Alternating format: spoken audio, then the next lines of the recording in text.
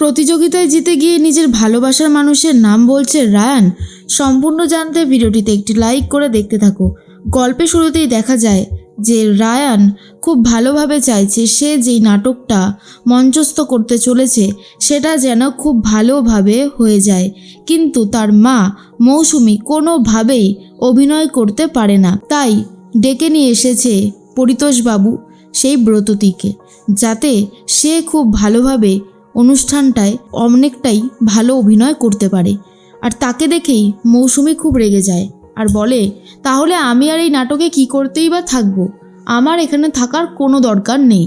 তখনই রায়ান বলে, মা তুমি যদি গান না গাও তাহলে কি করে হবে, তোমাকে তো গান গাইতে হবে, তুমি কি ভুলে গেলে নাকি সব কিছু। মৌসুমী বলে, তোর বাবা তো অনেক বড় বড় অভিনেত্রীকে বাড়িতে ডেকে নিয়ে এসেছে, তো তাকেই বল না গানটা করে পুরো ব্যাপারটাকে ম্যানেজ করতে, আমাকে দিয়ে কেন করাতে চাইছিস, আমি তো আর কিছুই পারি না। রায়ান বুঝতে পারে তার মা ঠিক কতটা রেগে গেছে। এরপরেই পারুল বোঝার চেষ্টা করে কি হচ্ছে। পারুল এটাও বোঝার চেষ্টা করে মাই লর্ড এই বাড়িতে কি করতে এলো। তখন দাদু ভাবে, সর্বনাশ, এবার যদি পারুল দিদি আর রায়ান দাদু ভাই পুরো ব্যাপারটাকে ধরে ফেলে তাহলে তো হয়ে গেল, সব কিছুর গণ্ডগোলে একেবারে তুঙ্গে। কি করি সেটাই বুঝে উঠতে পারছি না। ঠিক সেই মুহূর্তেই টগর বলে, আচ্ছা জেঠিমা, আমার কিন্তু ডাউট হচ্ছে এই মহিলাটার সাথে আমাদের জেঠুর কিন্তু একটা সম্পর্ক আছে, আমার সেটাই মনে হয়। আরে আগের প্রেমিকা হবে হয়তো। আর এটা শোনা মাত্রই মৌসুমী টগরকে ঠাস করে একটা চড় মেরে দেয় আর বলে, কোথায় কি কথা বলতে হয় এখনও শেখোনি তাই না। এর মধ্যে রায়ান বলে, মা কি হচ্ছেটা কি, এত বড় একটা নাটক মঞ্চস্থ হতে চলেছে আর তুমি এইসব ছেলে মানুষগুলো করছো, প্লিজ দয়া করে এইসব ছেলে মানুষগুলো করো না, এটা একদমই ভালো হচ্ছে না। তখনই মৌসুমী বলে, এই শোন, যা করেছি বেশ করেছি, আমি আবারও এরকম করব। এর মধ্যেই নাটক মঞ্চস্থ হবে, সমস্ত জিনিস গোছানো হয়ে গেছে। যিনি মঞ্চে সঞ্চালিকা করছিল তিনি তখন বলে, আমাদের শেষ নাটক মঞ্চস্থ হতে চলেছে আর তার নাম স্বয়ম্বর।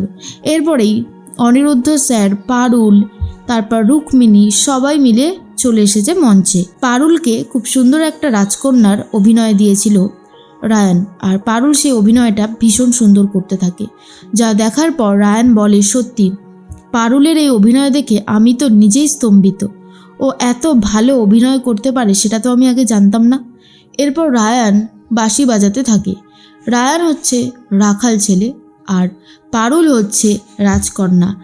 আর রায়ানের বাঁশি বাজানো দেখে পারুল রায়ানকে ভালোবেসে ফেলে। এমনই ছিল গল্পটা। আর এটা শোনার পরে কিছুতেই মেনে নিতে চায় না রাজকন্যার সাথে যে ছিল। সে বলে, তুমি এত বড় রাজকন্যা আর তুমি কি না এরকম একটা রাখালকে রীতিমতো ভালোবাসছো, তোমার কি মাথা খারাপ হয়ে গেছে রাজকন্যা। কিন্তু পারুলের রায়ানকেই চাই।